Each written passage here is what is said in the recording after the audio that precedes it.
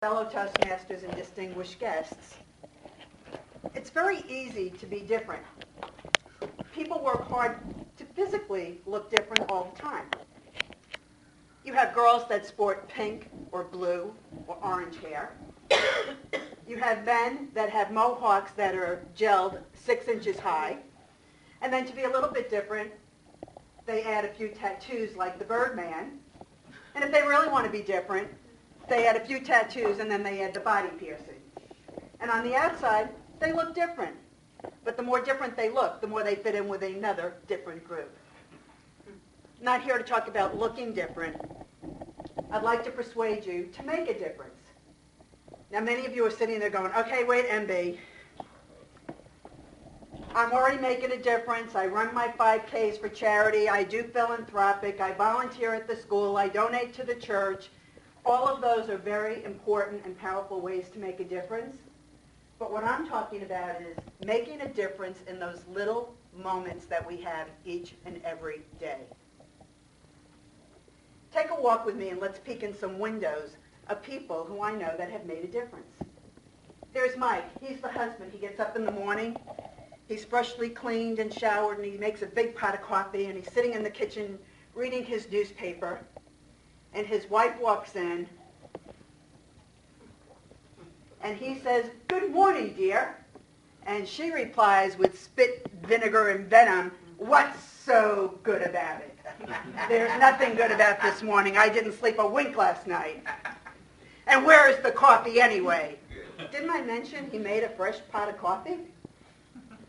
Now, Mike could have responded with a negative comment, but he just let it go. But boy, didn't she just try to take all the air out of his happy balloon.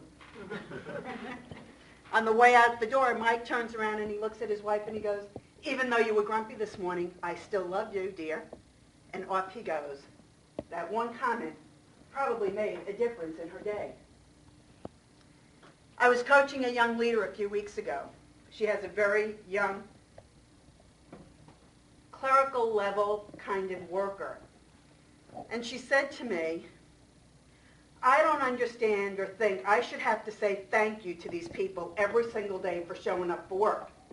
After all, it is their job and they do get paid."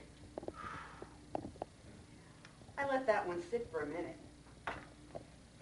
And I said, "Stacy, how well do you know these people and what goes on in their life when they're not at work?"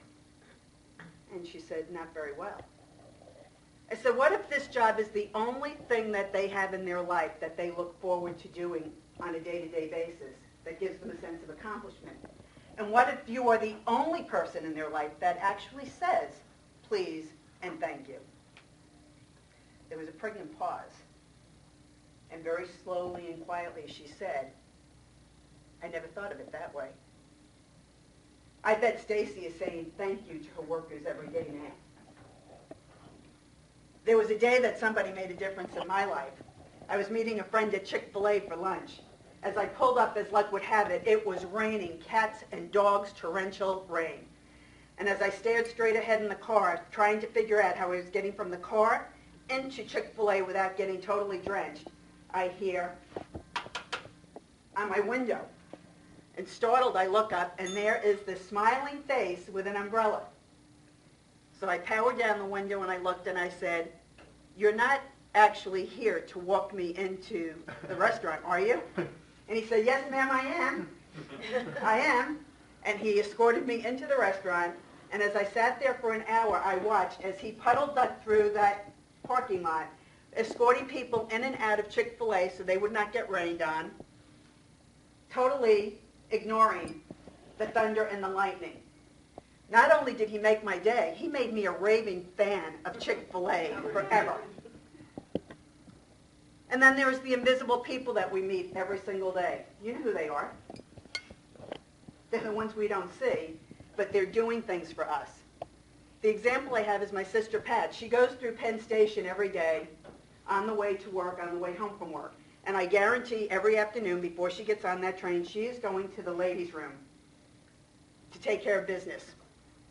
Those invisible people in there, the ones that clean the stalls, fill up the paper towels, wipe off the counters, the ones we don't see, and especially in New York because we don't make eye contact and we never acknowledge anybody.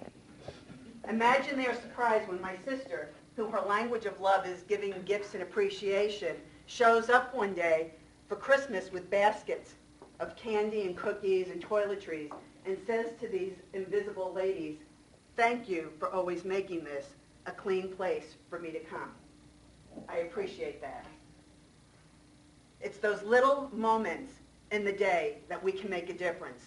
It's that being online with 20 items and somebody has 2 and you say, "Go ahead of me."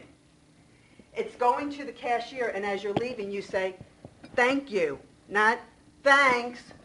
You look them in the eye. You call somebody by their name. You let them go out in front of you in traffic. Those little moments that make a difference. Now, I know many of you are probably already doing that. And if you are, great. Write the list down of the things you do to make a difference and add 5 more. And if you don't think you're doing enough, or you're not doing it at all, I encourage you to make a list and start doing it.